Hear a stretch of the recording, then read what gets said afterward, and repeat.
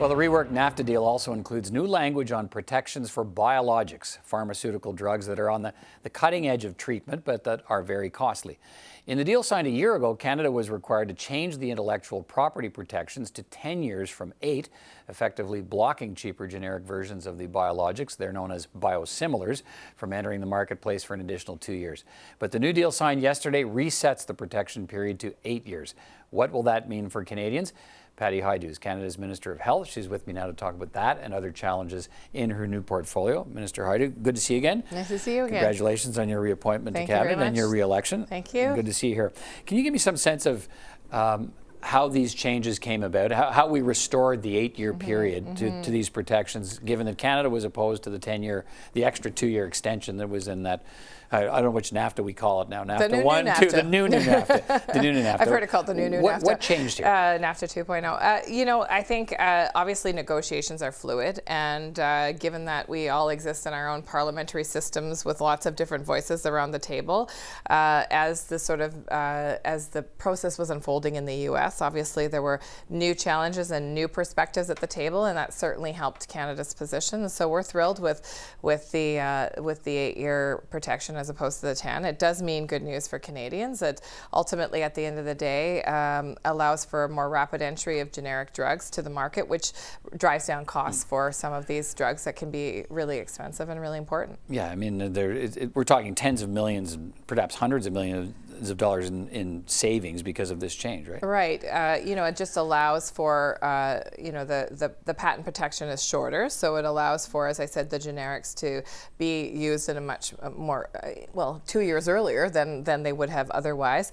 You know, that also, you know, drives the ability for physicians and, you know, other allied professionals to use drugs that maybe would have been cost prohibitive for a particular patient. Here's some of the reaction we're seeing, and this is about the effect on scientific research into new medicines. The Innovative Medicines Canada organization issued this statement. The Government of Canada previously claimed that enhanced intellectual property protections within CUSMA, that's the new trade deal Canada signed before this week's changes, demonstrated its commitment to a strong and innovative life sciences industry. Today's announcement sends the wrong signal to the thousands of researchers and scientists across the country who've dedicated their lives to finding new cures and innovative treatments to help Canadians live longer, healthier lives. What's your response to that? Well, I would say that other countries have worked diligently to bring down the price of drugs, and it hasn't actually resulted in less innovation. And listen, Canada is always going to be open to supporting researchers, to people that are innovating and looking for new products. And I would hope that they would continue that important work, because in fact Canadians and people all across the world are expecting that they will, and we will be there to support them in a variety of different ways. But ultimately, at the end of the day, we have some of the highest drug prices in the world, and you know that we've been on a path to reduce costs of medication for Canadians, that not only in terms of our bulk purchasing that exists across the provinces and territories and at the federal government level, but even at the individual level, medications remain unaffordable for far too many in this country. And so we have to take measures, regardless of where they lie, to achieve the goal that people can afford. Do you reject their suggestion that it'll affect the kind of research that happens in this country? Because with this provision struck from this new protocol, the U.S. stays at 12 years of protection, Canada stays at 8, and I mean, they can point to that and say, you know, that extra protection time is often the payoff for these companies that invest the money, right? I would just say that the evidence hasn't shown that in other countries. So again, I hear their concern. We'll certainly work with the sector to make sure that they have the supports they need to continue to innovate and to attract new companies to Canada. That's an ongoing project, as you know, in all kinds of different sectors. But listen, at the end of the day, we have to make sure that medications are affordable for Canadians. This is a good news story for Canadians by and large, and ultimately at the, you know, Canadians expect us to be doing what we can to get decent pricing for them so that they can treat very significant situations. And these biologics are used oftentimes in very difficult cancers. Let's talk about pharmacare. That's a good segue point. The throne speech promised that the government will take steps to introduce and implement national pharmacare. What do you have in mind? Well, you've heard the Prime Minister talk about the need for a national universal pharmacare plan. Certainly I was involved in the last government where we took some very strong steps, including in the last budget, putting aside the money to start the Canada Drug Agency and create the formulary, which would be the first step in any national plan.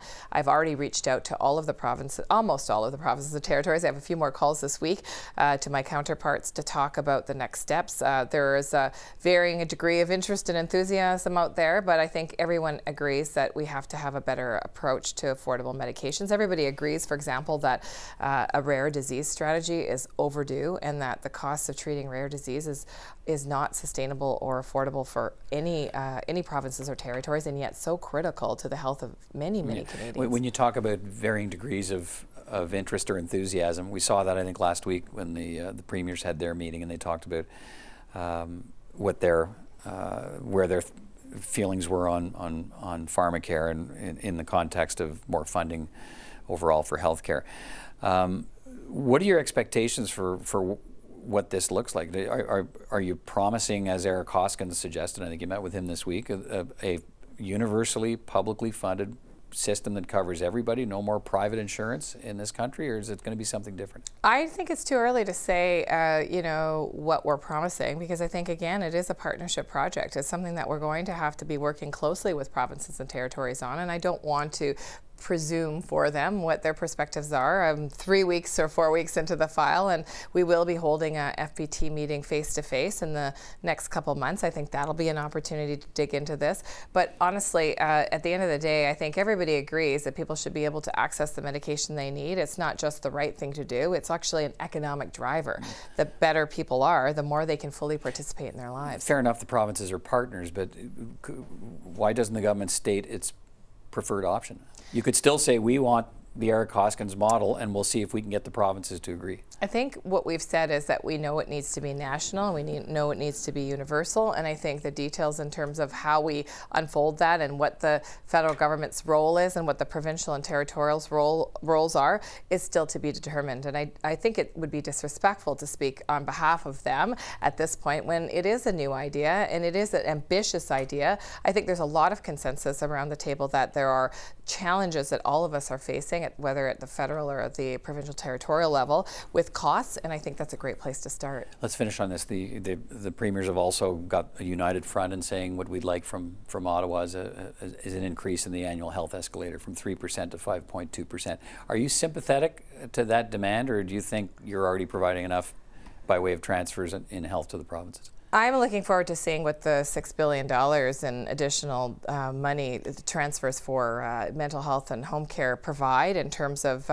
reaching their objectives and their outcomes that we all agreed on.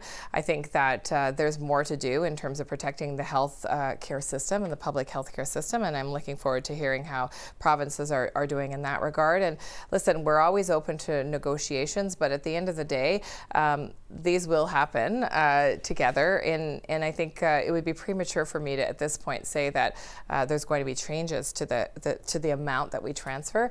I would point them to the significant increases that we've made already.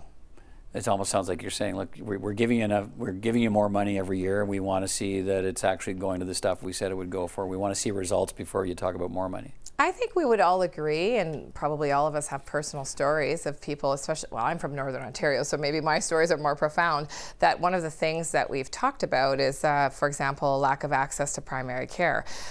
So I think there's holes that we need to fill together, and listen, we've been clear, and we were clear in the campaign platform that we're willing to step it up for very specific and measurable targets, things like making sure that every Canadian has access to primary care, for example, and there's lots of great work happening in our country. There's lots of great work happening internationally that gives us a bit of a roadmap about how to do that. Things like a universal pharmacare program where the federal government would contribute towards ensuring that's a reality for Canadians. But I think just to say, hand over the money, I think Canadians expect us to be protecting their public health care system and making sure that the money translates into great results for them. Health Minister Patty Hajdu, thanks for your time. Thank you very much.